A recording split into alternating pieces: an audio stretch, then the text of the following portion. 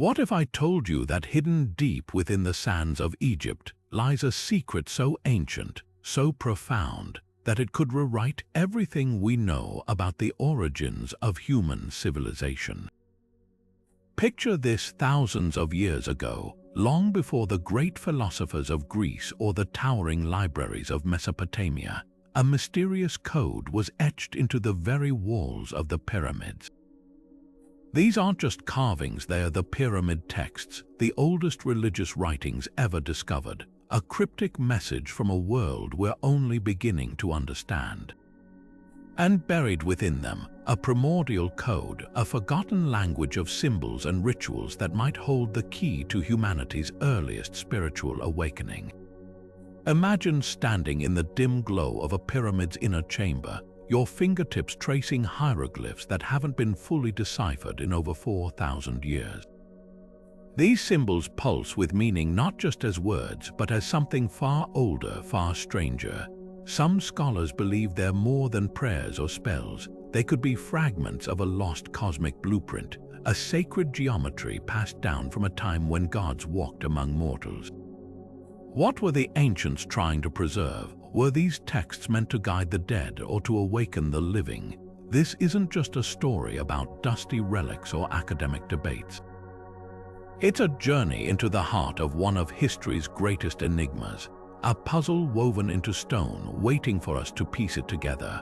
Over the next few minutes, we'll unravel the secrets of the pyramid texts, decode their eerie symbolism, and explore the startling possibility that these writings aren't just historical artifacts but a living bridge to a forgotten world.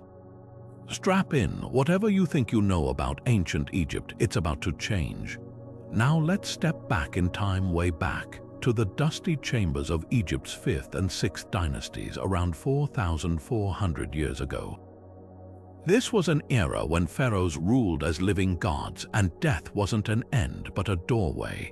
Deep inside the pyramid of King Unas, the very last ruler of the 5th dynasty, explorers in the late 19th century uncovered something extraordinary. Walls covered in columns of tightly packed hieroglyphs, shimmering with traces of turquoise and gold. These were the pyramid texts, the oldest known religious scriptures on Earth, predating even the famous Book of the Dead by centuries. But here's what makes them so fascinating: they weren't meant for the living. These spells, incantations, and cryptic dialogues were inscribed to guide the pharaoh's soul through the perilous journey of the afterlife. Picture Unas' burial chamber, its ceiling painted like a starry night sky, every inch of limestone etched with sacred words meant to summon gods, ward off demons, and even command the forces of creation itself. One spell, known as the cannibal hymn, describes the king-devouring deities to absorb their power, a shockingly vivid metaphor for transformation. Thanks to modern technology, we can now walk through these chambers virtually. 3D reconstructions reveal how the texts weren't randomly scrawled but strategically placed. Some near the sarcophagus to protect the body, others along the corridor to light the soul's path. It's as if the pyramid itself was a machine, and these words were its operating code. But who wrote them? Some linguists argue the language is so archaic, it hints at an even older oral tradition, passed down long before hieroglyphs existed. Could these spells be fragments of a lost wisdom, whispers from a time when the line between magic and knowledge was blurred? The mystery only deepens the closer we look. But the real puzzle isn't just in what the pyramid texts say, it's in what they hide. Between the spells and invocations, scholars have noticed something eerie. Certain phrases, numbers, and symbols repeat with unnatural precision, not just within these chambers but in sacred sites across the ancient world.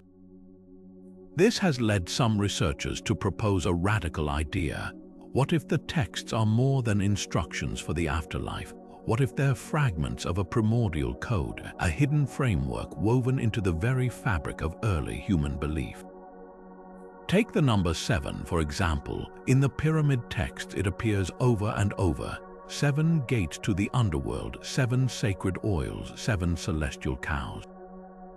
Yet this same number echoes in the 7 layers of Babylon's ziggurats, the 7 heavens of Sumerian myth, even the 7 sages of Hindu tradition. Coincidence? Maybe, but when you map the layout of Una's pyramid corridors against the stars of the Orion constellation, another pattern emerges. The angles of the passageways align almost perfectly with key celestial points, as if the pyramid itself were a mirror of the heavens. And that's just the beginning. Certain spells contain phonetic wordplay that seems to mimic the rhythms of natural phenomena, the rush of Nile floodwaters, the crackle of desert lightning. One passage describes the pharaoh climbing the ladder of the sun, a phrase that mirrors creation myths from cultures separated by oceans and millennia. Could these similarities point to a shared source? Some anthropologists think so, suggesting that beneath the surface differences, ancient civilizations might have been drawing from the same well of primordial knowledge, a sort of cosmic operating system encoded in myth, geometry, and celestial mechanics. Even the placement of the texts inside the pyramid hints at something deeper. The spells aren't random, they follow a deliberate sequence, almost like lines of code in a program. Near the entrance, you find invocations for protection. Deeper in, the language shifts to transformation. By the burial chamber, the words spiral into pure abstraction mathematical metaphors for rebirth, cycles within cycles. It's as if the pyramid's architects were building more than a tomb. They were constructing a multidimensional puzzle, one that merges astronomy, sacred mathematics, and the mysteries of consciousness itself. So what does it all mean? That's the real question. Were the pyramid texts just a religious safeguard for the dead, or were they preserving something far older, a lost science of symbols, a language not just of words but of energy, resonance, and the hidden architecture of reality? The closer we look, the more these ancient walls seem to whisper a truth we're only beginning to grasp. Now let's peel back another layer of this ancient puzzle, the numbers. Not just any numbers, but sacred digits woven so deeply into the pyramid texts that they seem to pulse with intention. Take the number 4. In these spells, it appears as the 4 sons of Horus, guardians of the canopic jars, each protecting a different organ of the deceased. But here's the twist, this quartet isn't unique to Egypt. Over in Vedic tradition, 4 is the number of primordial ages, the Mahayugas, cycling through time in perfect rhythm. In Mesopotamia, it's the 4 cardinal directions, the pillars holding up the sky. Coincidence? Maybe. But when the same number emerges across cultures separated by continents, you start to wonder, was there a shared blueprint? Then there's 7, the heartbeat of the Jewats gatekeepers. 7 gates, 7 judges, 7 sacred oils, each step a trial for the pharaoh's soul. Yet halfway across the world, the Rigveda speaks of 7 rivers of wisdom, 7 sages who brought divine knowledge to humanity. The Babylonians built their ziggurats in 7 tiers, stepping closer to the gods with each level. Even the Mayans tracked time in cycles of 7 days. It's as if this number was a universal key, turning the same locks in different locksmith shops. But the real enigma is 9, the number of the Ennead, the supreme assembly of gods at Heliopolis. 9 deities shaping creation, 9 voices in cosmic harmony. And just like clockwork, the Hindu Navagraha align 9 celestial forces, while Norse myth tells of 9 worlds threaded along Yggdrasil's roots. The common thread, these aren't arbitrary counts. They're structural, almost mathematical, as if encoding a deeper law of reality. Modern researchers have mapped these numbers against geometric patterns. The 4 cardinal points forming a cross, the 7 stars of the Pleiades tracing a hexagon, the 9-fold divisions of the Egyptian sky mirroring the 9 mandalas of Vedic altars. The similarities are too precise to dismiss as chance. Could these numbers be the fingerprints of a lost system, a sacred mathematics whispered across civilizations? When you line them up side by side, the gaps between cultures blur, revealing something startling, not just parallel ideas, but fragments of the same primordial language, spoken in numbers long before words existed. So what does it mean? Maybe the ancients weren't just counting. Maybe they were measuring not just the earth or the stars, but the invisible architecture of existence itself. What if the numbers we've been tracing aren't just symbols but coordinates?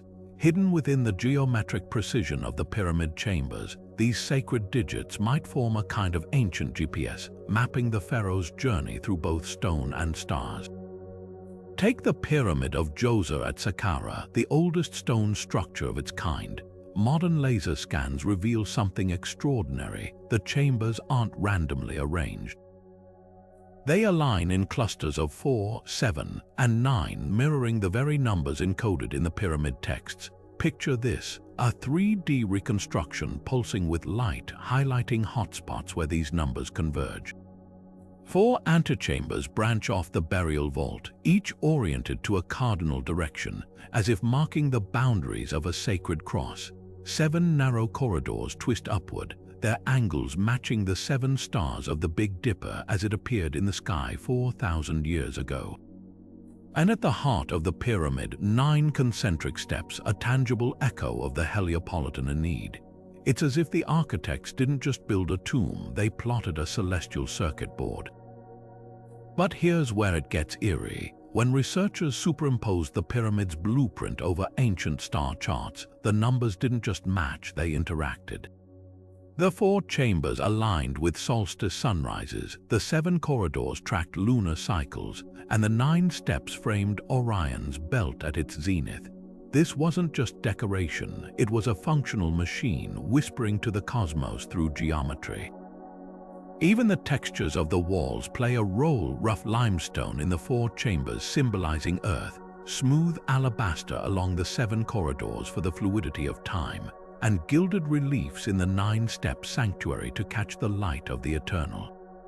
Some Egyptologists argue this precision proves the pyramids were more than tombs. They were resonance chambers designed to amplify the rituals described in the text.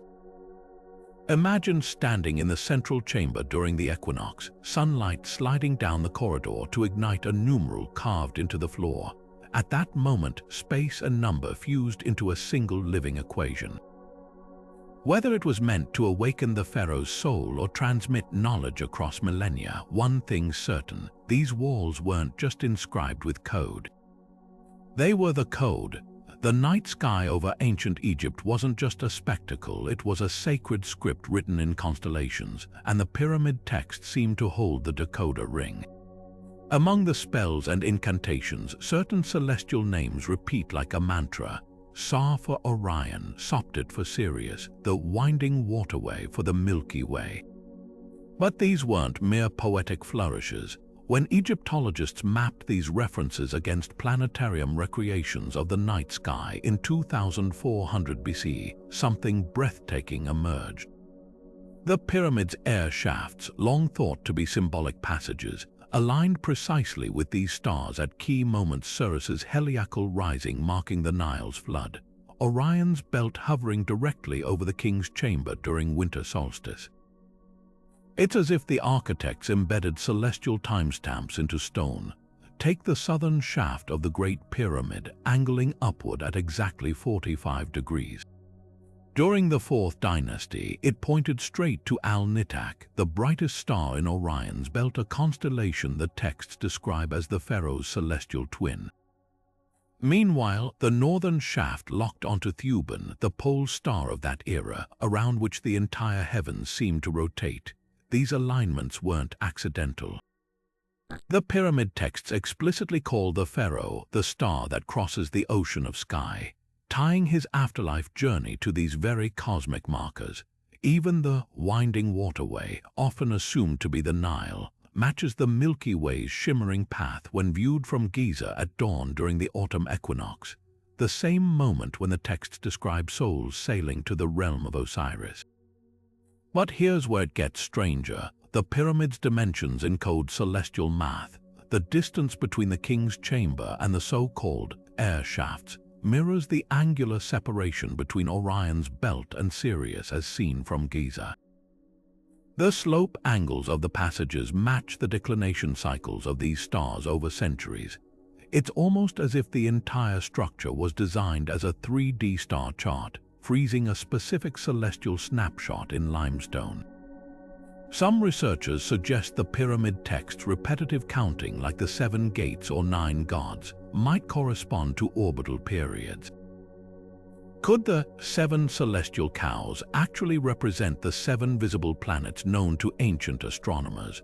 When you hear the text chant about crossing the heavens in the bark of millions of years, it starts to sound less like metaphor and more like navigation manual. The real clincher, modern software can now simulate how these alignments shift over millennia due to Earth's axial precession, the slow wobble that changes our view of the stars. Plug in the coordinates and you'll find the pyramid's sightlines match the sky perfectly, not when they were built but centuries earlier. This raises a spine-tingling possibility. Were the pyramid texts preserving observations from an even more ancient epoch, handed down through generations of astronomer priests? Whether intentional or not, these stone monuments seem to whisper a forgotten truth, that to the ancients the cosmos wasn't just overhead. It was written into the very bones of their sacred architecture, a language of light and stone waiting millennia for us to read it again. The so-called ventilation shafts of the Great Pyramid have long puzzled archaeologists. Why would a tomb need airflow? But when robotic explorers like the UPOUT probe crawled inside these narrow passages in the 1990s, they uncovered something far more revolutionary than air ducts. These shafts are celestial sightlines, laser-precise channels carved through 2.5 million stone blocks, each targeting a specific star at pivotal moments in the ancient Egyptian calendar. Watch this reconstruction as computer graphics overlay the southern shaft's path with the night sky of 2500 BCE. There, see how the shaft's 25-degree angle lines up perfectly with Sirius, the brightest star in the heavens, just as it rose heliacally in mid-July. This wasn't random. To the Egyptians, Sirius's first annual appearance marked the Nile's impending flood, the lifeblood of their civilization. The pyramid texts even call this event the Tear of Isis, linking the star's gleam to the goddess's sorrow and the river's renewal. Now pan to the northern shaft. Its 32-degree incline points straight at Theban, the pole star of that epoch, the unmoving pivot around which all other stars seem to wheel. But the real magic happens during the winter solstice. Freeze the simulation right here. At midnight on the shortest day of the year, Orion's belt aligns directly with the southern shaft, while the northern one frames the circumpolar stars that never set. This isn't just pretty astronomy. The texts describe the deceased pharaoh merging with Osiris Orion to achieve eternal life, while the undying circumpolar stars symbolize the unaging soul. The shafts aren't architectural quirks. They're resurrection devices engineered to physically connect the king's chamber to the cosmic forces described in the sacred spells. Now let's descend with the UPOUT robot's camera footage from 1993. Notice the shaft's square cross-section, too uniform for mere ventilation, its surfaces polished to minimize light scattering. As the robot climbs, its sensors detect something extraordinary. The walls aren't blank. Microscopic traces of gold leaf cling to the limestone, suggesting these passages once gleamed like celestial pathways. Then, at 53 meters in, the camera reveals a carved numeral, a hieratic 7 positioned where sunlight would strike it during the autumn equinox.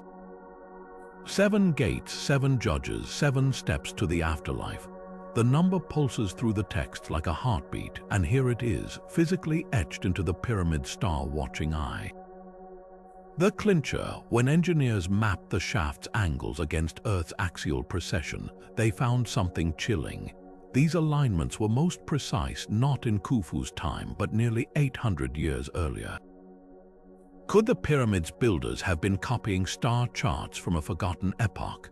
Or were they encoding a warning, a celestial timestamp meant to survive millennia, waiting for someone to decode the message in the masonry? Either way, those narrow shafts aren't just stone corridors. They're frozen beams of starlight, a bridge between earth and sky that still hums with the precision of a civilization that saw time itself as a river to be navigated. Deep beneath the incantations of the pyramid texts, a primordial memory surfaces water. Not just any water, but the chaotic, life-giving flood that the Egyptians called Nun, the dark waters that existed before creation itself. Utterance 600 hums with this ancient vision, describing how Nun rises, the flood covers everything, and the god Autumn emerges from the depths on the first mound of dry land. Sound familiar? It should. This isn't just an Egyptian story. From the Sumerian Abzu to the biblical Genesis, cultures worldwide whispered of a watery void that birthed existence. But here's where it gets fascinating. Modern geologists have found evidence that these myths might stem from real, catastrophic floods that reshaped early human memory. Take the Nile. Core samples drilled into the river's delta reveal layers of sediment matching colossal floods around 10,000 years ago, long before the pyramids. These weren't seasonal overflows, they were biblical in scale, swallowing entire landscapes before receding to expose fresh silt perfect for farming. Now pull up a tidal chart of prehistoric Egypt and you'll see the numbers, water levels rising over 6 meters in some regions, carving new channels, drowning old ones. Suddenly, Utterance 600's description of Nun doesn't sound like metaphor, it reads like an eyewitness account passed down through generations. Compare this to the Sumerian Abzu, the underground freshwater ocean where their creator god Enki dwelled. The Abzu wasn't just a poetic concept, it mirrored the real-life aquifers that fed Mesopotamia's rivers, bursting forth in violent surges during seismic shifts. Even the layout of early Sumerian temples reflects this stepped platforms symbolizing the primordial mound rising from the waters, just like Autumn's first patch of earth in the pyramid texts. Then there's Genesis. The parallels are uncanny. The earth was without form and void, and darkness was upon the face of the deep, the Hebrew word for that deep.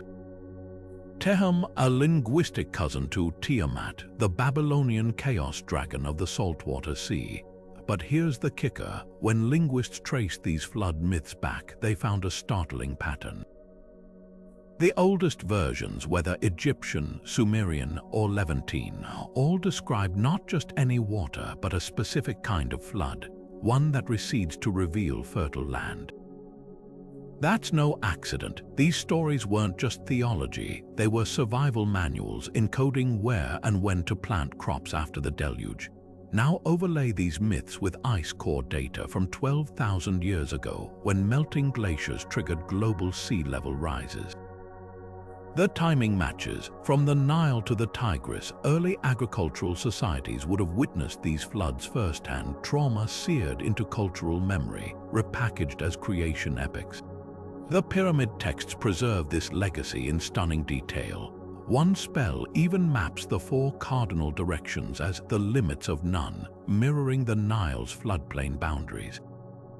Another describes the dead pharaoh sailing through the floodwaters to rebirth, a direct echo of the Sumerian boat of heaven myths.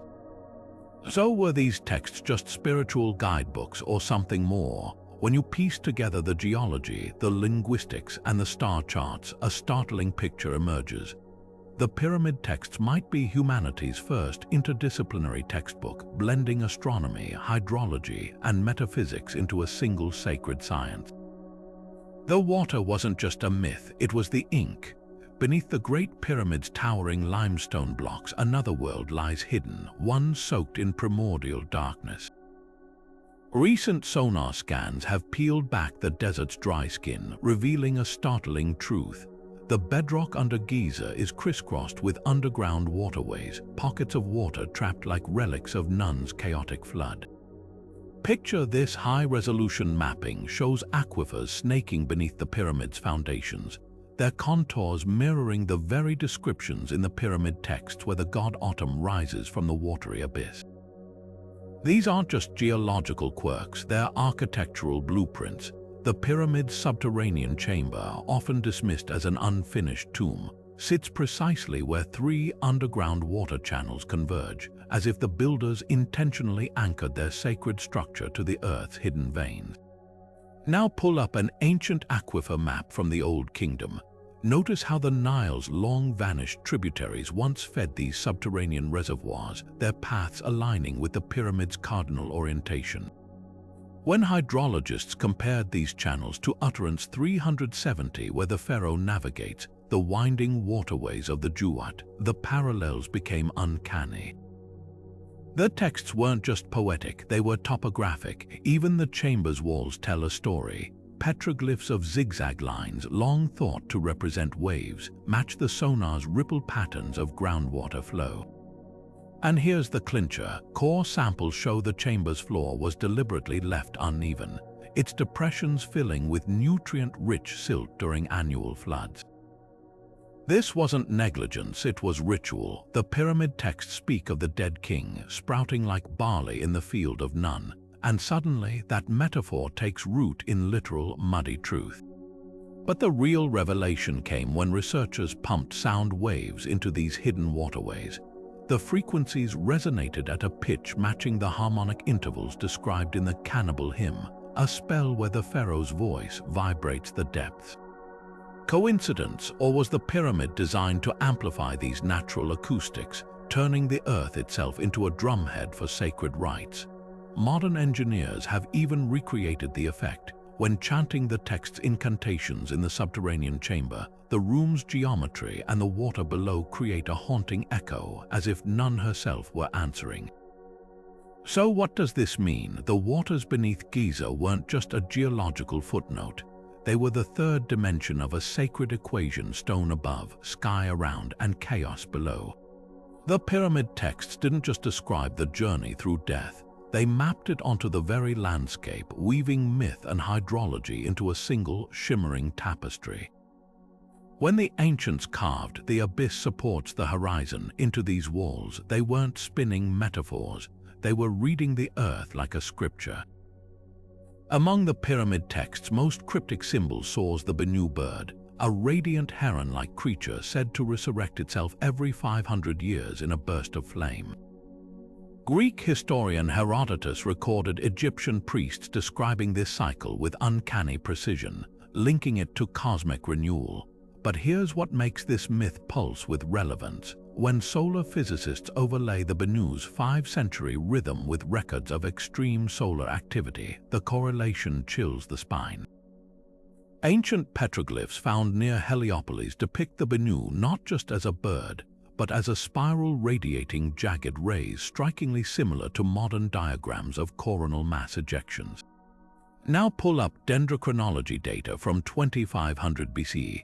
Those tree rings tell a story of global climate chaos, massive spikes in carbon-14, evidence of solar storms so powerful they altered Earth's atmosphere. One particular spike aligns almost exactly with the Benu's next calculated rebirth window. Coincidence, maybe. But when you trace this pattern forward through history, to the solar superstorm of 1550 C that set European skies ablaze with auroras, or the radiation surge of 1050 C recorded in Antarctic ice cores, the Benu's rebirth moments keep syncing with these celestial firestorms. The pyramid texts themselves fuel this connection. One spell describes the Benu's cry as a torch that splits the sky, while another speaks of the great flame that measures time. Modern acoustics researchers have even recreated the Benu's purported call based on these descriptions, a piercing, multi-tonal shriek that, when played at certain frequencies, causes quartz crystals to vibrate violently. Could this bird have been their way of encoding solar warnings? Examine the Dendra Temple's zodiac ceiling, where the Benu perches beside a sun disk flickering with triangular protrusions, identical to NASA satellite images of solar flare loops. Or consider the Abydos glyphs showing the bird mid-flight. its wings etched with repeating zigzags matching the waveform of geomagnetic pulses during a coronal ejection. These aren't just artistic choices, they're data. Now zoom in on those 2500 BC tree rings again. See how the growth stunts cluster in 500-year intervals. The same pattern appears in sediment cores from the Nile Delta, layers of scorched organic material deposited like clockwork. The ancients weren't just observing these cycles, they'd quantified them, embedding the knowledge in myth because myths outlast empires. When Herodotus wrote of priests tracking the Benu's return with heavenly copper rods, he might have been describing an early form of magnetometer, detecting solar disturbances through metal resonance.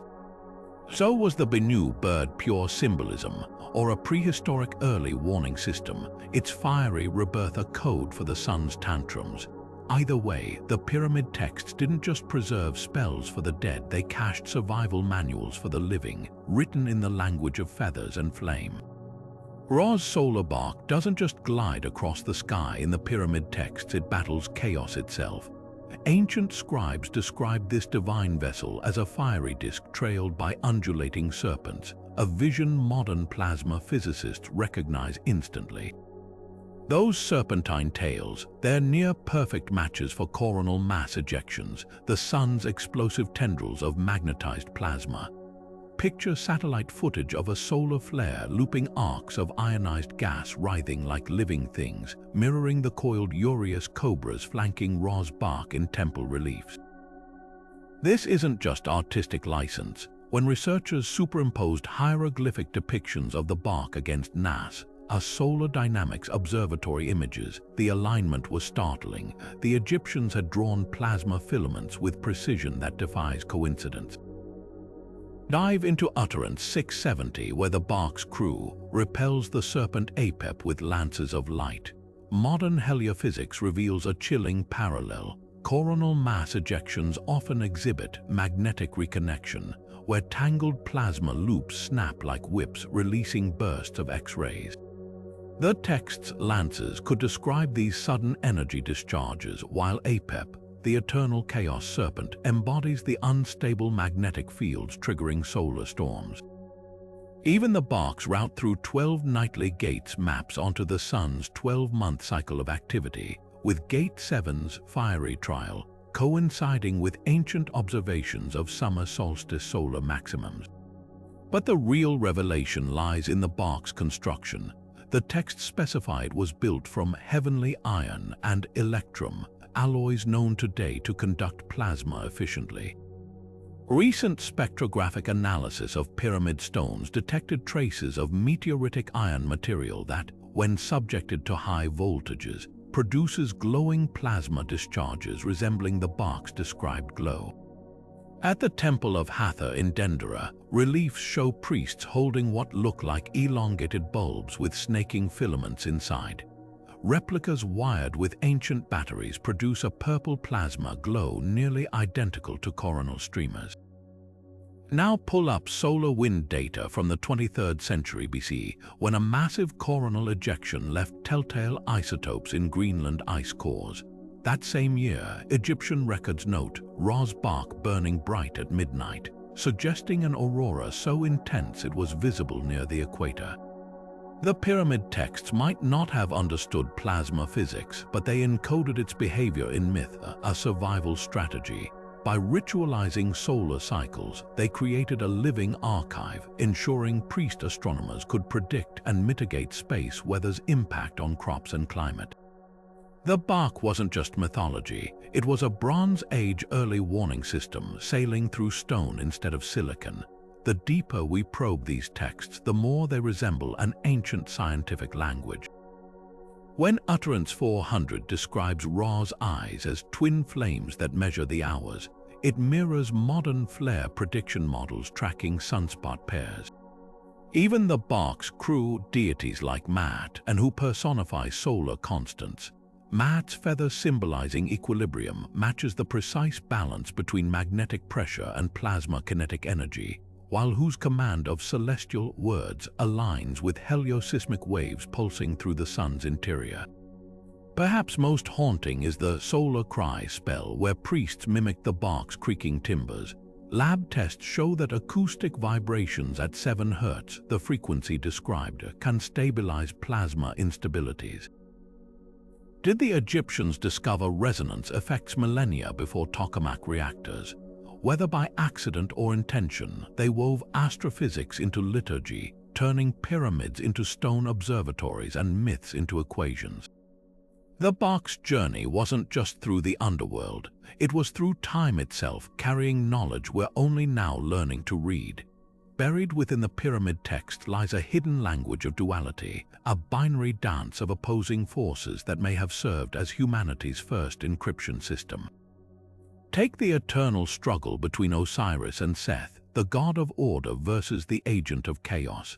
On the surface, it reads like classic mythology, but examine the hieroglyphs closely and something extraordinary emerges. The symbols for these deities aren't just pictures, they're mirrors. Osiris' crook and flail mirror Seth's chaotic animal-headed scepter in perfect inversion, like cosmic on/off switches. When these paired glyphs appear in the texts, they often flank crucial passages about resurrection, arranged in alternating sequences that resemble binary code. Picture this, a wall where every Osiris glyph equals 1, every Seth glyph equals 0, forming a message within a message. Now pull up the I Ching for comparison. Those ancient Chinese hexagrams built from solid and broken lines representing yin and yang function similarly. Both systems use visual opposites to encode complex ideas, but the Egyptian version adds a third layer. The texts frequently place the goddess Maat representing cosmic balance between these opposing forces, her feather symbol acting like a checksum in modern computing, verifying the integrity of the encoded wisdom. Watch as we toggle between a pyramid text passage and its I Ching equivalent. See how Osiris' resurrection sequence 1100 mirrors the I Ching's return hexagram solid lines above broken ones. This isn't coincidence, it's cryptography. The real breakthrough came when linguists noticed certain spells alternate these glyphs in repeating 8-unit clusters, matching the byte structure of digital information. Utterance 382 describes the dead pharaoh becoming one with the circuit of light, surrounded by shifting god pairs that modern programmers might recognize as logic gates. Even the text's spatial arrangements tell a story. Osiris glyphs often appear on chamber ceilings, representing celestial order, while Seth's chaos slithers along the floor, creating a literal polarity that vibrates through the architecture. But here's where it transcends metaphor. At Edfu Temple, archaeologists found a cryptographic wheel, a stone disc with rotating rings of hieroglyphs that, when aligned in specific god pair sequences, reveal hidden verses. This isn't just symbolism, it's functional encryption. The pyramid texts themselves instruct initiates to read between the opposites, suggesting the surface narrative was merely the carrier wave for deeper data. When researchers input these dualities into translation algorithms, patterns emerge that resemble prime number sequences, mathematical constants embedded in myth. So were the ancient Egyptians simply philosophizing about balance, or were they encoding knowledge in a format designed to outlast time?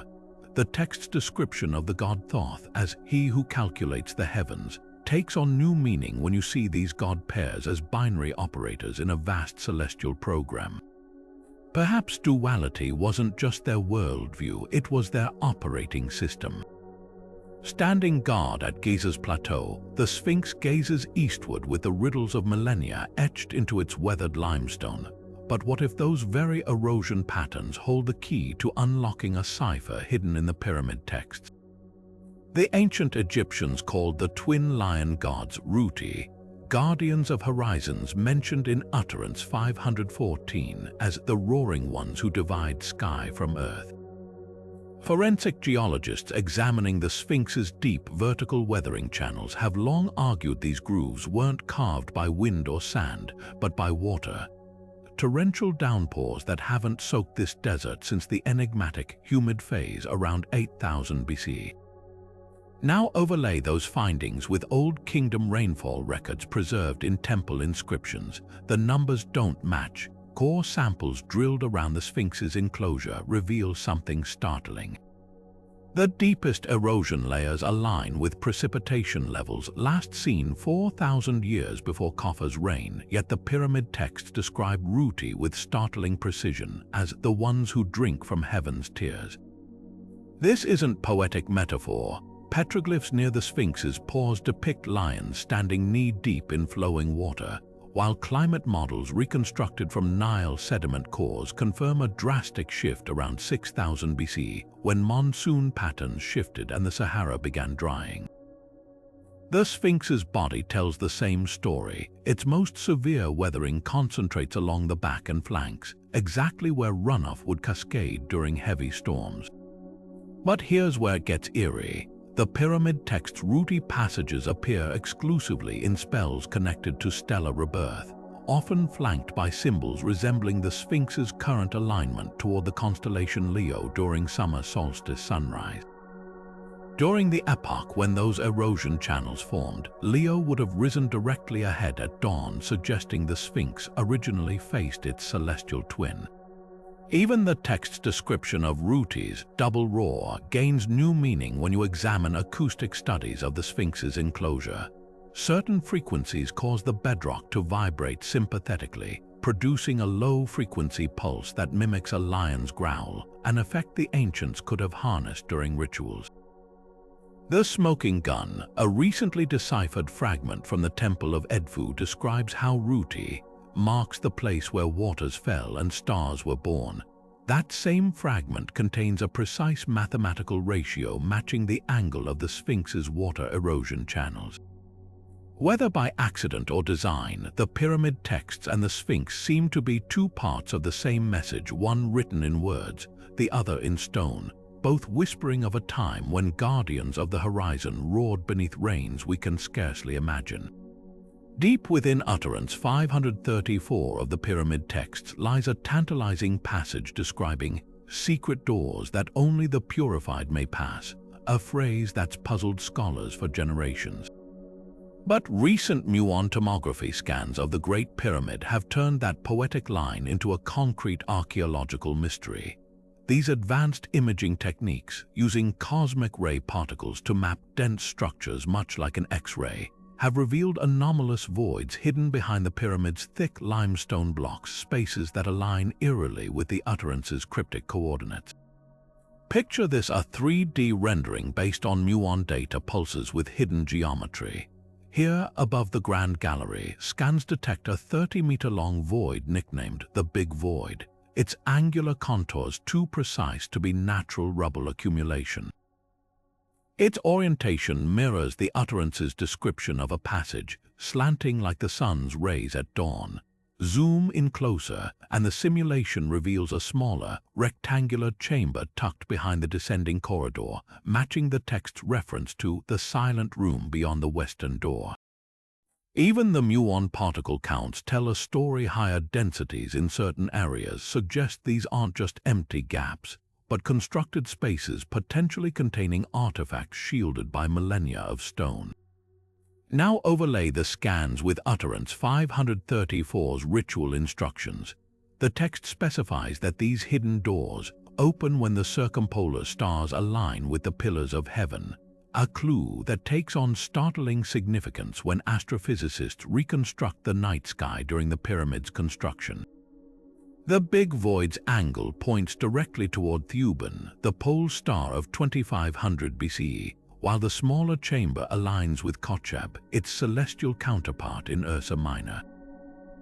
This isn't random architecture. The pyramid's builders seem to have encoded celestial mechanics into its very walls, designing chambers that may only become accessible or even detectable during specific astronomical configurations. But the real enigma lies in the muon scan's thermal signatures. When researchers compared the void's density profiles to known chambers, they found discrepancies suggesting non-standard construction. The limestone here shows unusual crystalline structures patterns that match descriptions in the texts of doors sealed with the breath of the gods, possibly referring to some form of ancient concrete or geopolymer blend. Even more intriguing are the faint electromagnetic fluctuations detected near these voids, registering at frequencies close to 7 Hz. The same vibrational rate mentioned in Resurrection spells as the voice that wakes the sleeping. Speculative X-ray views peel back another layer. Digital reconstructions show possible stairways spiraling upward from the big void, their zigzag design mirroring the utterance's path of the serpent. Some models even suggest hidden hydraulic features, copper-lined channels that could have once held conductive fluids, turning the chamber into a primitive resonant cavity.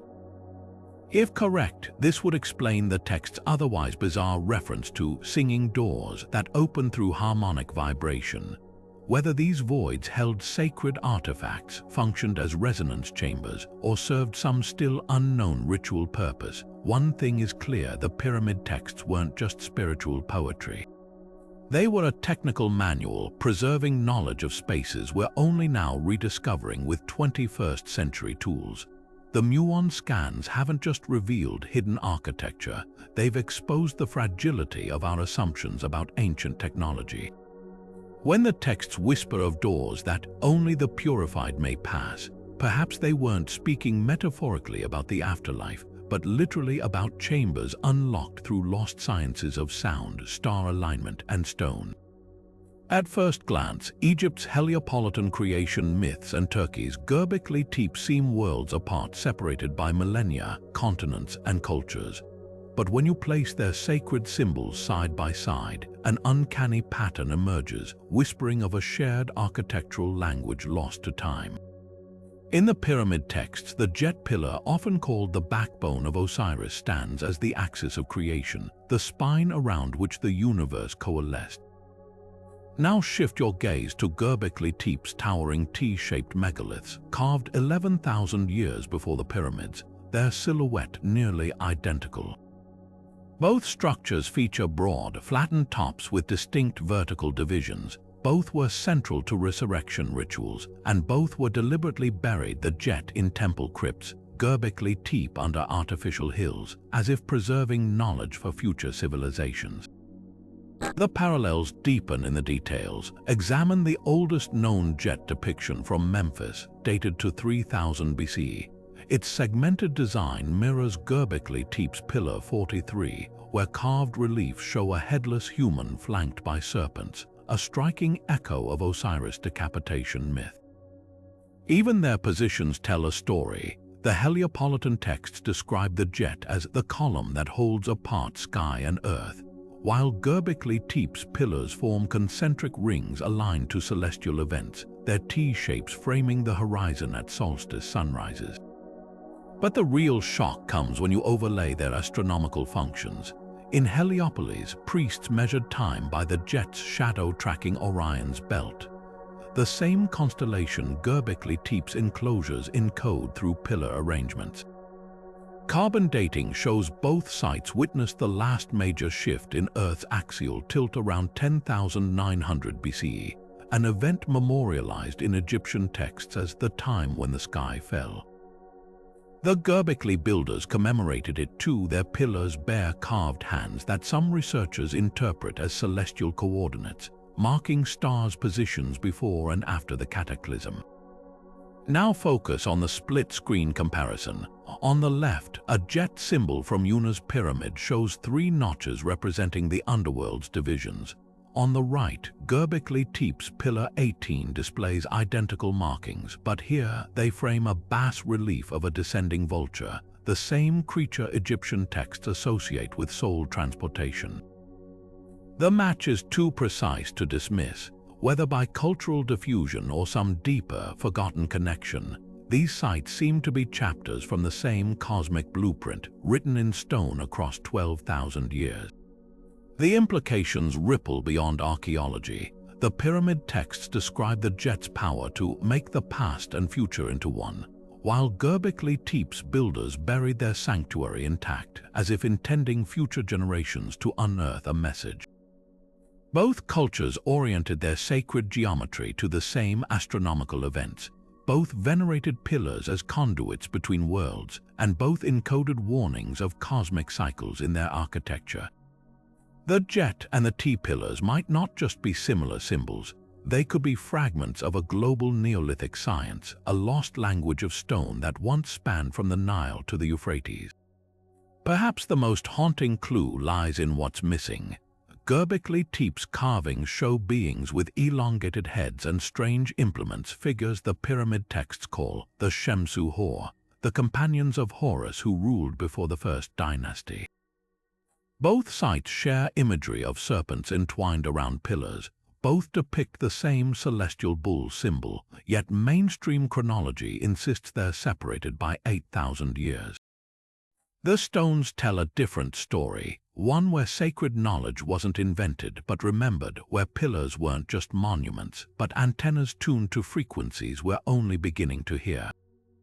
Utterance 261 of the pyramid text speaks of voice offerings that make the stones sing, a phrase modern acoustics has revealed to be shockingly literal. When researchers from the University of Cambridge mapped the King's Chamber with laser vibrometry, they discovered something extraordinary. The granite walls resonate at a precise 110 Hz when specific chants from the texts are vocalized, a frequency proven to alter human brain activity, inducing states of deep focus. This isn't random acoustics. The chamber functions as a giant Helmholtz resonator, its dimensions mathematically tuned to amplify these sacred frequencies. Listen closely to this reconstruction of the Awakening the Jed chant, based on phonetic patterns in Utterance 261. Hear how the vowel harmonics cause the room to hum. That's the granite responding to exact pressure points described in the texts as where the gods place their tongues. Archaeocaustic scans show these sonic hotspots cluster around the sarcophagus, creating standing waves that would have made the entire stone box vibrate during rituals. The effect is even more pronounced when multiple voices chant in canon. Sound waves reflecting off the pink granite walls create interference patterns matching celestial diagrams found at Dendra Temple. But the real revelation came from sub-bass testing. When engineers played tones between 30 and 40 Hz, the range mentioned in spells for opening the mouth of the sky, infrasound equipment detected vibrations traveling through hidden shafts to the Queen's chamber below. There, the limestone walls act as a natural filter, stripping away higher frequencies to leave only the primal pulse described in the texts as the heartbeat of the earth. Modern musicians would recognize this as the brown note effect, where ultra-low frequencies trigger visceral physical reactions. The smoking gun, a 2018 study found quartz crystals embedded in the King's Chamber granite. When subjected to 110 Hz vibrations, these crystals emit faint photons, a phenomenon known as triboluminescence. Suddenly, the text's description of light from the singing stones transforms from metaphor to observable physics. Now compare this to the actual phonetic structure of Utterance 261. Linguists note repetitive HM and NN sounds that, when chanted, create standing waves between the chamber's opposing walls. Spectral analysis shows these sounds produce harmonic nodes at the precise locations where wall carvings depict the gods Shu and Tefnut, the Egyptian deities of air and moisture. It's as if the architects encoded acoustic blueprints into both the architecture and the liturgy, turning ritual into a form of sonic engineering. Play this recreation of the full, voice-offering ceremony with its original 7-part harmony. Hear how the bass tones activate the chamber's resonance while the overtones dance along the ceiling star map. That's no accident. The texts specify singers must face specific cardinal directions, creating interference patterns that acoustically draw the constellation of Orion on the chamber's walls through sound reflections. When researchers superimposed these sound maps over the pyramid star shafts, the alignment was perfect proof the ancients weren't just building with stone, but with structured vibration. Perhaps most haunting is what happens when these frequencies interact with the pyramid's groundwater. Hydrophone recordings reveal the voice offerings create distinct ripple patterns in the aquifer beneath Giza, patterns that match the sacred geometry of the flower of life when translated into 3D models. The texts warned initiates would hear the abyss answer during these rituals. Now we know why the entire plateau was engineered as a giant hydromusic instrument, playing the cosmos song back to itself. The granite walls of the king's chamber don't just resonate, they hum with vibrations below the threshold of human hearing, frequencies so low they bypass the ears and vibrate directly through bone. Recent infrasound studies have revealed something startling about the pyramid's architecture. Its precise dimensions and materials were engineered to amplify sub-20 Hz waves, the same range known to trigger profound psychological effects.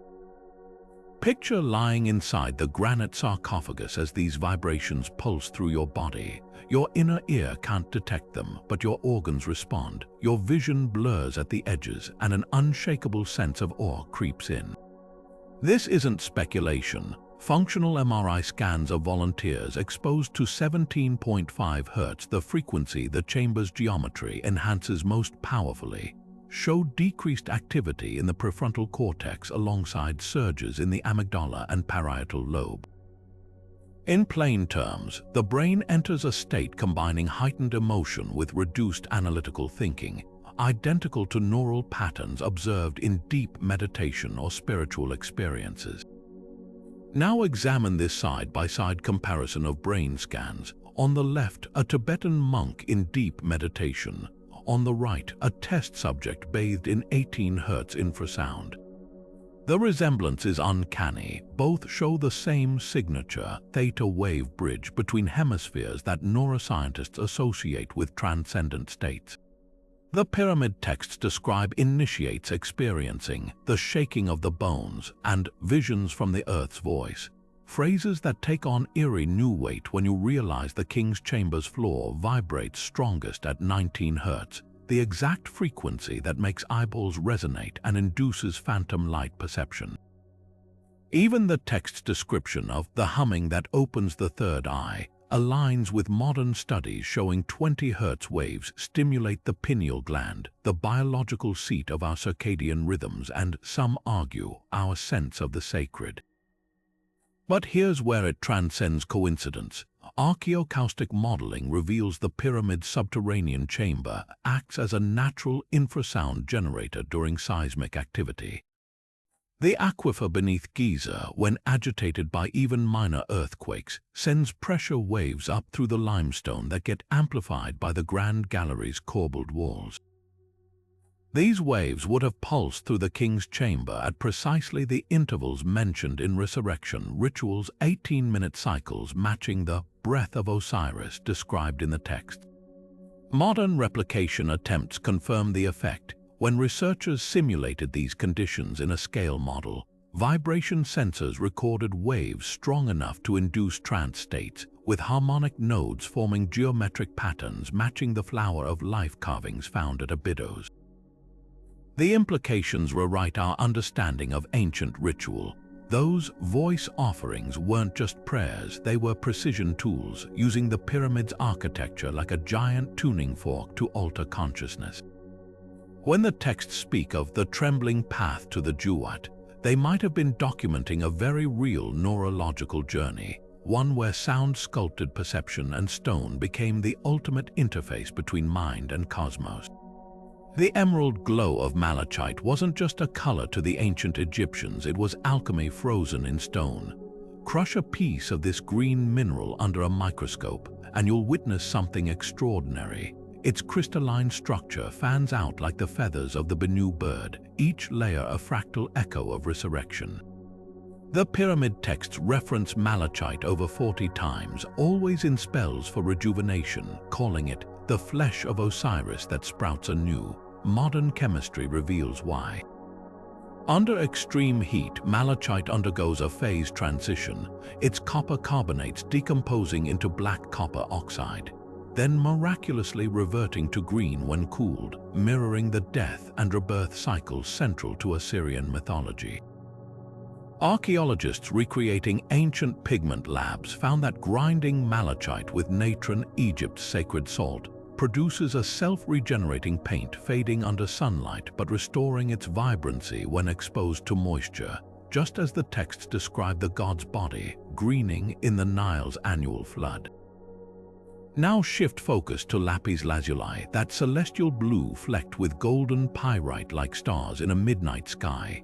The texts call it the skin of Ammon, reserved for depictions of gods and cosmic realms. Recent spectroscopic analysis of Old Kingdom artifacts uncovered a startling secret.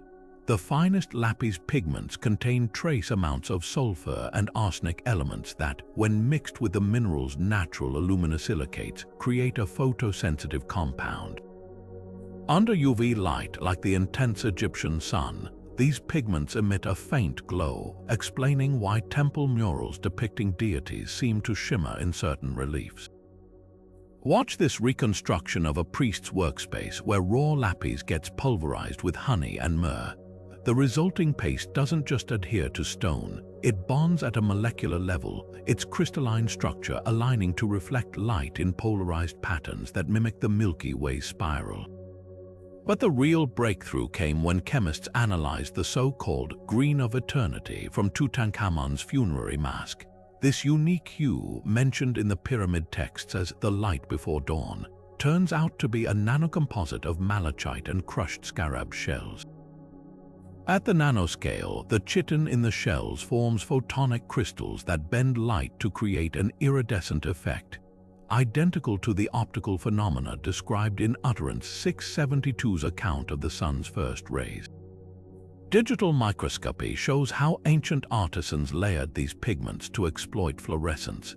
Malachite's green absorbing UV to energize lapis's blue emission, creating the illusion of glowing hieroglyphs in torchlight.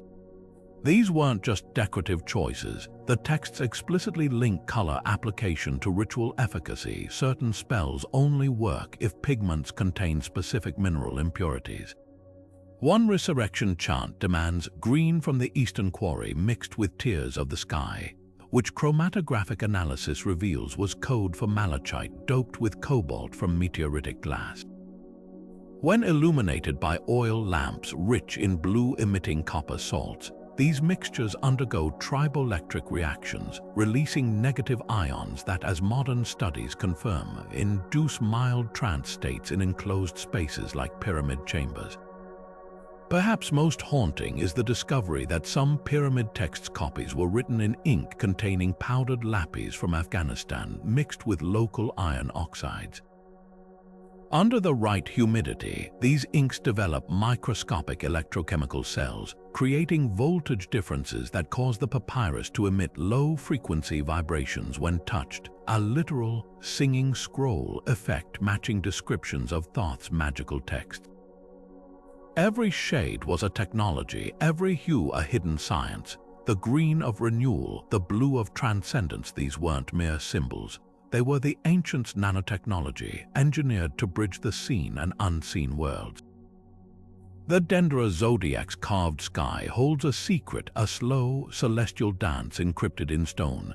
That circular relief in Hathor's temple isn't just a star map, it's a time capsule, capturing Earth's 26,000-year axial wobble with eerie precision. At its center, the bull's leg constellation, Egypt's symbol for the Big Dipper, points to a date modern astronomers recognize instantly: 14,000 BC, when the pole star wasn't Thuban or Polaris but Vega. This exact epoch resurfaces in the pyramid texts as Zep Tepi, the mythical first time when gods walked among humans. Coincidence, or did the ancients embed our planet's gyroscopic memory in myth? Watch as this 3D animation reconstructs the Dendera zodiac's moving parts. Each carved deity corresponds to a phase of Earth's precession, the gradual shift in rotational axis that alters our view of the stars over millennia. The jackal-headed Anubis, positioned where Scorpio would have risen during the last ice age, overlaps perfectly with sediment cores from that era, showing sudden climate collapse. Nearby, the goddess Nut's arched body mirrors the ecliptic path as it appeared 11,500 years ago, her star-studded belly aligning with radioisotope evidence of a massive solar storm that scorched the planet. Now focus on the zodiac's outer ring, where hieroglyphs describe Zep Tepi as the age when the northern sky turned upside down. Astrophysicists confirm that around 12,900 BCE, Earth's precession caused the celestial North Pole to pass directly through the dark rift of the Milky Way, an event the Maya called the Great Alignment. The same epoch appears in the pyramid text's Cannibal Hymn, which describes the sun rising in the west, an impossible phenomenon unless you factor in precessional reversal. But the real key lies in the zodiac's missing pieces. French archaeologists in 1895 noted empty spaces where certain decans should be gaps that form a precise countdown when mapped against precessional math. These absent stars correlate with volcanic winter events in ice core records, suggesting the carving wasn't just tracking time but encoding warnings. The texts compound this, warning of Zep Tepi's return when the bull's leg touches the serpent, a direct reference to the Big Dipper's precession-driven approach to Draco, due to recur in 2140 AD. Most haunting is the Dendra's precessional clock. Hidden beneath the main zodiac, a lesser-known diagram shows 36 decans arranged like gears, a mechanism that, when rotated, tracks axial wobble through 12 cycles. Modern software proves its accuracy. One full turn equals 26,000 years, with notched markings pinpointing cataclysms like the Younger Dryas impact. This matches Utterance 300's description of time as a spiral staircase of 36 steps, where each step represents 720 years, exactly 1 degree of precessional shift. So was Zep Tepi pure mythology or a data storage system? When you plug these celestial coordinates into sediment cores and ice layers, the numbers don't lie. The texts and the zodiac weren't just observing the stars. They were graphing Earth's DNA, preserving the rhythm of catastrophe and renewal in stone and spell. The first time wasn't just the past, it was a cyclical cipher counting down to moments when the sky remembers and the ground forgets. When Robert Bovell first proposed the Orion correlation theory in the 1990s, suggesting the Giza pyramids mirrored Orion's belt around 10,500 BC, the idea ignited fierce debate. Now, with cutting-edge astronomical software and millennia of celestial data at our fingertips, we can put this theory to the test like never before. Picture this: a digital reconstruction of the night sky over Giza, not just as a static snapshot, but as a fluid, time-lapse river of stars flowing backward through the ages. The results are nothing short of breathtaking. Plugging precise GPS coordinates of the 3 main pyramids into advanced planetarium software, then dialing the cosmic clock back to 10,500 BC reveals something extraordinary. The belt stars of Orion, Alnitak, Alnilam, and Mintaka don't just roughly align with the pyramid's layout. They lock into place with mirror-like precision, their celestial positions matching the pyramid's ground positions to within a fraction of a degree. But here's where it gets even more compelling. The software accounts for something Bovell couldn't: stellar proper motion, the slow drift of stars over millennia. Even with these micro-adjustments factored in, the alignment holds. The lowest of the 3 stars, Alnitak, hovers directly over the Great Pyramid's southern shaft, while Mintaka aligns with Menkaura's pyramid at an angle that matches the slight kink in Orion's belt visible from Giza's latitude. Now watch as the simulation runs forward through time. By 2500 BC, the conventional dating of the pyramids, the alignment has already begun to distort. Orion's belt appears higher in the sky, its angle rotated counterclockwise by nearly 4 degrees. Fast forward to today, and the discrepancy is stark. The stars have drifted so far that the correlation seems almost unrecognizable.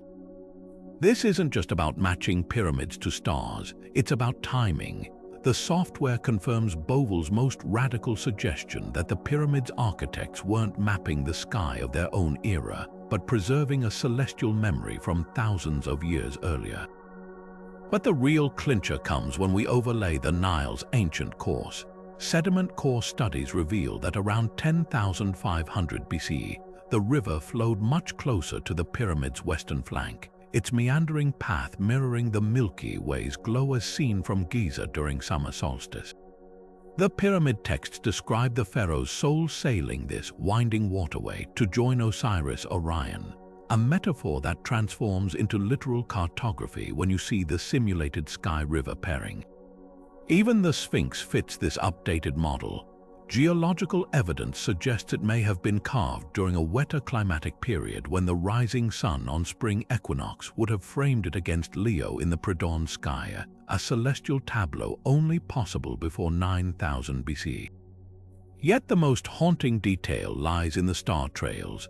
Long exposure simulations show Orion's belt tracing a shallow arc across the southern sky during that ancient epoch, a path that, when mirrored on the ground, matches the precise curvature of the pyramid's diagonal alignments. The builders didn't just copy star positions, they encoded celestial motion into limestone and geometry. Whether this knowledge came from preserved observation records or some lost civilization's legacy, one thing is clear: the stones of Giza don't just point to the stars. They whisper of a time when the heavens looked very different and someone decided we should never forget. The name Imhotep echoes through history not just as an architect or physician, but as a guardian of secrets, a master scribe who may have encoded celestial truths into stone. The famine stela, that weathered slab on Sehel Island, paints a chilling portrait of his genius. Watch as these hieroglyphs animate to life. He who knows the sacred measures stands beside a pyramid's blueprint, his hands cradling a scroll that unfurls to reveal star maps. This isn't artistic license. Recent scans of the stela's weathered surface show faint, previously unnoticed glyphs beneath the visible text, layered inscriptions that match the pyramid text's most esoteric passages. Zoom in on the stela's central panel, where Imhotep is depicted consulting not just papyri, but a cubit rod etched with what modern mathematicians recognize as logarithmic scales. The accompanying text describes him measuring the tiers of heaven, a phrase that takes on startling meaning when you examine the rod's markings under spectral imaging. Faint numerical sequences align with the orbital periods of Mercury, Venus, and Mars, while a recurring 7-part division mirrors the harmonics of the King's Chamber's resonant frequency.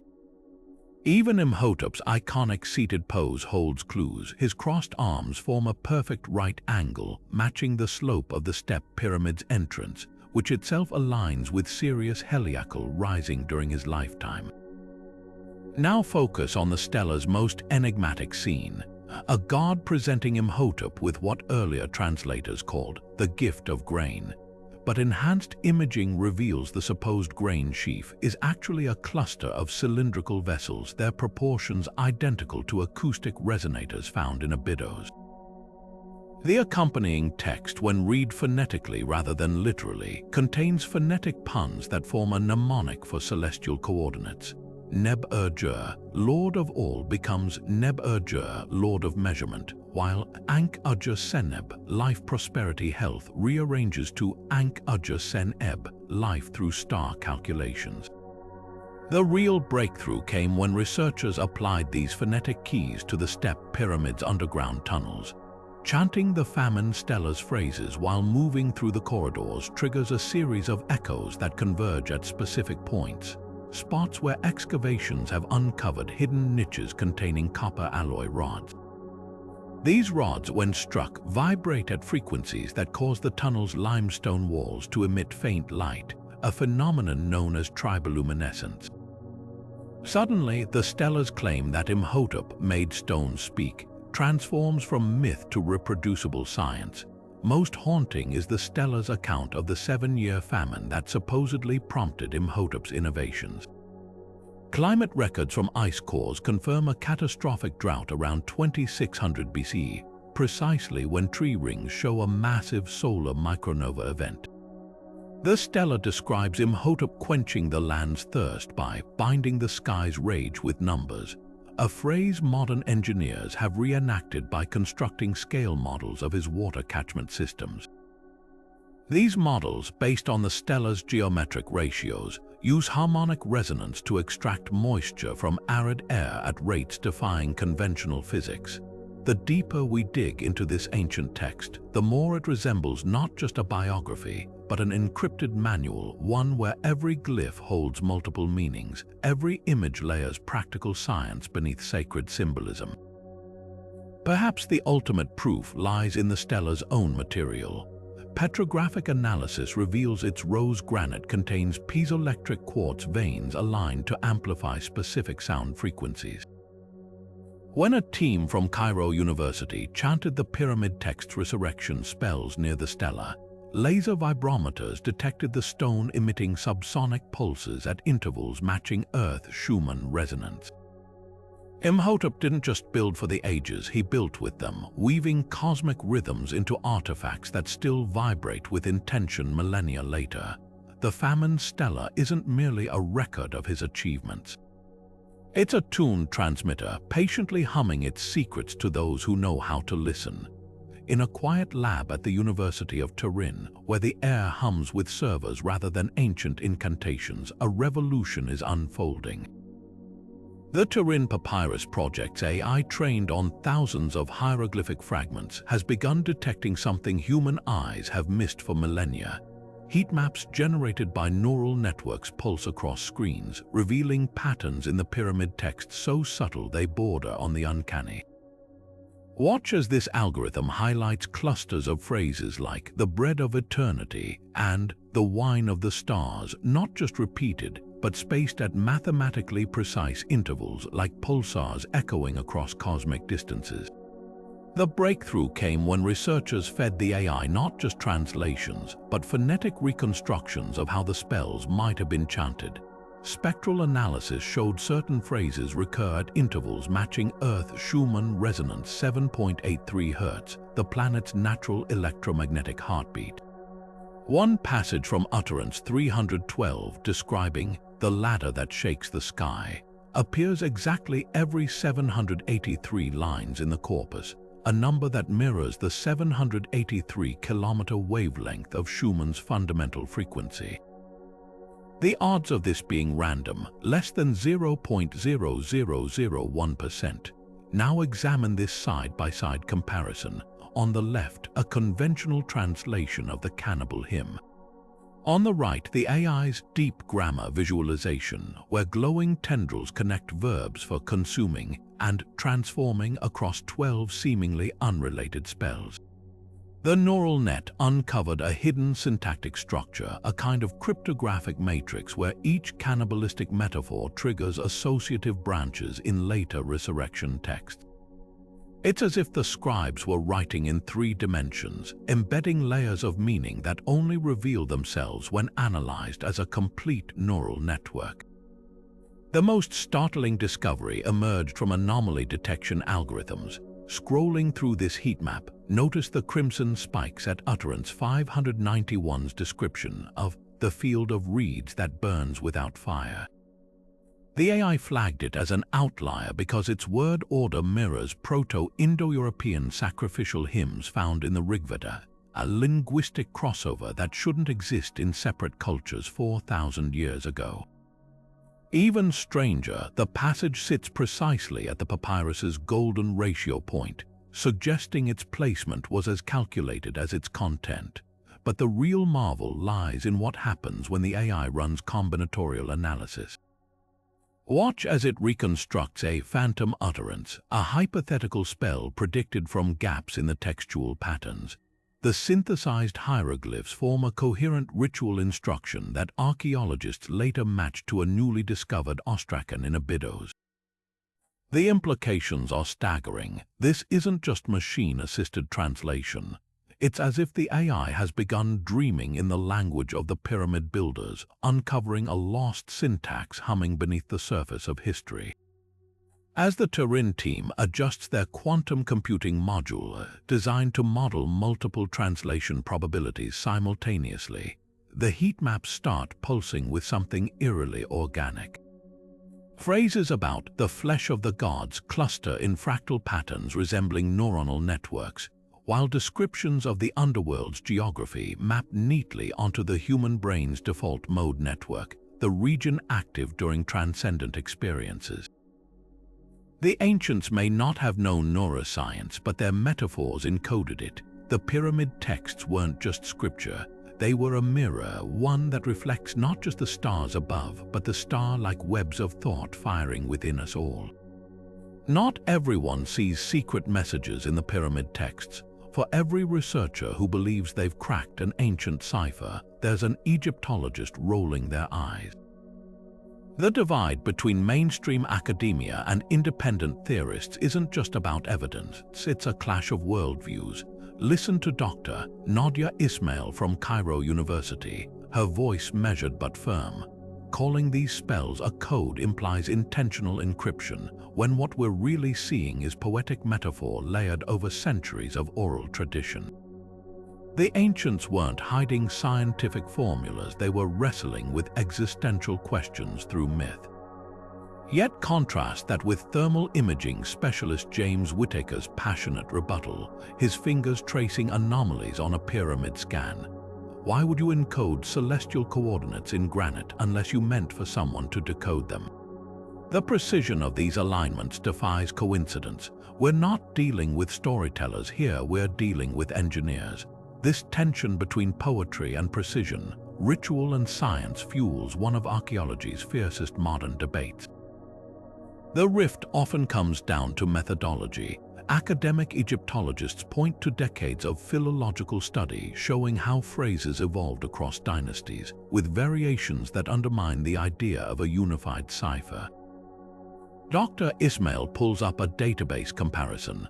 See this resurrection spell in Yuna's pyramid. By Pepi Roman II reigned 2 centuries later, it's morphed into a harvest prayer.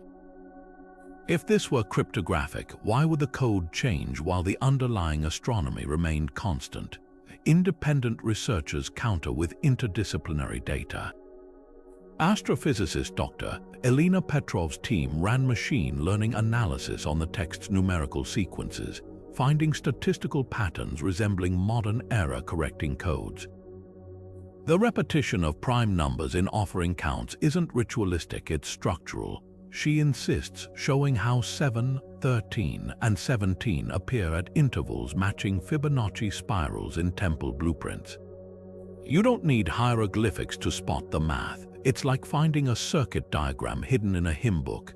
Then there's the translation wars. Mainstream scholars work from established dictionaries like the Berlin Egyptian, while outsider linguists like Professor Henrik Voss claim these lexicons miss phonetic double meanings. The word ankh doesn't just mean life, it's a homophone for mirror in certain dialects, he argues, demonstrating how puns could bridge concepts like reflection and immortality. Egyptian isn't a dead language, it's a prism. Turn a phrase one way, it's religion. Turn it another, it's quantum physics. Yet the establishment's skepticism runs deep. Dr. Richard Haig of the British Museum cuts through the speculation with a simple challenge. Show me a single cryptographic key, an actual Rosetta Stone for these supposed codes, not just patterns that could be pareidolia. He cites the infamous Sitchin incident where alleged Sumerian spacecraft turned out to be misread cylinder seals. Ancient people were brilliant, but they weren't hiding alien tech in pyramid walls. The middle ground may lie in archaeocaustics. Dr. Layla Farouk's team at Alexandria University has documented how certain chambers amplify specific frequencies mentioned in the texts. It's not that the spells are encrypted, she suggests, but that they're multimodal words, numbers, and sound working together to create ritual effects we're only beginning to measure. Her laser vibrometry scans reveal how chanting Peret Emheru, coming forth by day, at 110 Hz causes the king's chamber walls to vibrate in harmonic resonance. This isn't esoterica, it's applied physics preserved through sacred tradition. Perhaps the most telling divide is over intent. Academics like Dr. Ismail see the texts as evolving theology. The pyramid builders were exploring consciousness, not building hard drives. Mavericks like Whitaker retort, why not both? Our ancestors didn't separate science and spirit the way we do. As laser scanners map hidden chambers and AI deciphers linguistic patterns, this debate won't end, it's just being rewritten in real time. The pyramid texts don't exist in isolation. Their cryptic symbols pulse through distant civilizations like a shared heartbeat buried under millennia of dust. Take the Indus Valley seals, those soapstone artifacts from modern-day Pakistan carved over 4,000 years ago. At first glance, they seem unrelated geometric patterns and animal motifs. But zoom in on one particular seal and the pattern stops you cold. A horned deity seated in a yoga-like pose surrounded by 7 figures. Flip to utterance 380 in the pyramid texts and you'll find the same scene described. A god with bull's horns upon his brow, receiving 7 sages who measure the sky. The parallels don't stop there. Both cultures used nearly identical zigzag lines to represent water, spiral motifs for cosmic cycles, and most chillingly, a recurring symbol resembling a branched tree that Egyptologists call the Djed pillar and Indus researchers label the Pipal glyph. Now shift your gaze 12,000 kilometers east to Easter Island. The Rongorongo script, carved into wooden tablets by the Rapa Nui people, has long baffled linguists. But when you overlay its glyphs with pyramid text symbols, the connections defy coincidence. A birdman figure with outstretched arms mirrors the Egyptian Act glyph for the transfigured soul. A strange staff god with crescent headdress appears virtually identical to Thoth's lunar iconography. Even the Rongorongo's so-called sun chariot glyph matches utterance 600's description of Rosbach as a disk with legs. The real shocker, both scripts share a unique feature. They alternate between left to right and right to left reading directions, a practice otherwise unseen in ancient writing systems. Watch this interactive map light up as we trace these echoes across the planet. In Mesopotamia, the Udug demon of Sumerian texts bears the same forked tongue and serpent staff as Apep in the pyramid text. In Peru, Chavin carvings depict a staff god holding 2 serpents, an image so similar to the caduceus of Thoth that early archaeologists assumed cultural contact. The Dogon of Mali describe a fox who knows the stars, with the same astronomical knowledge encoded in the pyramid's southern shaft alignments. Each flash of light on this map isn't just a similarity, it's a breadcrumb left by a forgotten network of shared knowledge. The most tantalizing clue lies in how these symbols cluster around specific celestial events. Indus Valley seals peak in depictions of the 7 mothers, during the same epoch that pyramid texts emphasize the 7 Hathors, both corresponding to the Pleiades heliacal rising around 3000 BC. Easter Island's birdman glyphs surge in frequency during periods of solar minimum, just as Egyptian resurrection spells mention, the silent time when the sun's voice fades. These aren't random artistic choices, they're synchronized responses to cosmic phenomena encoded in materials meant to endure, soapstone, wood, and limestone serving as ancient hard drives. But the ultimate question remains, did these cultures influence each other, or were they drawing from the same primordial source? The answer might lie in a detail most researchers overlook. In the pyramid texts, the field of reeds is described as lying where the earth bends, a phrase that matches the Indus Valley's land of the curved staff and the Rapa Nui's Hiti Tangata, the horizon where sky meets sea. All 3 locate their afterlife in the same impossible direction, not east or west, but along the curvature of the planet itself. Whether through lost voyages or inherited memory, our ancestors seem to have been piecing together a puzzle we've only just begun to glimpse, one where sacred symbols weren't just art but coordinates in a global consciousness. After centuries of deciphering, the pyramid texts still guard their deepest secrets, but the clues we've uncovered paint a startling picture. The numbers don't lie. 7 gates, 9 gods, 4 directions. These sacred digits echo across continents and millennia, etched into ziggurats and Vedas with mathematical precision too exact to dismiss. The celestial alignments defy coincidence, shafts targeting Theban and Sirius, chambers humming at 7 Hz, walls that resonate like tuning forks for the human brain. And the symbols, the symbols from the Bennu bird's solar flare wings to Osiris and Seth's binary dance. These aren't just myths. They're a language, one that whispers of water under stone and stars encoded in limestone. But here's the truth, we'll never know for certain.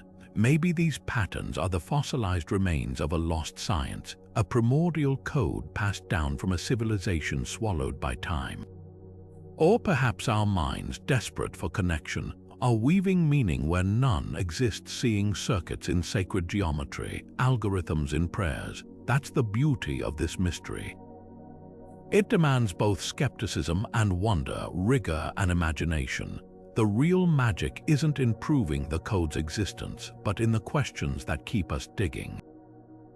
Now watch closely as this final wall of hieroglyphs comes alive. See how the serpent coils around the jade pillar, how the ankh seems to pulse with golden light. Zoom out further and something extraordinary emerges. Those twisting serpents, those interlocking symbols. They resolve into a shape unmistakable to modern eyes, a double helix, Dina's immortal ladder. The ancients couldn't have known about molecules, yet here it is, a perfect mirror of life's blueprint, hidden in plain sight for 5,000 years. Coincidence, synchronicity, or did they see deeper than we've ever imagined? The stones won't tell, but they'll keep whispering if we're brave enough to listen.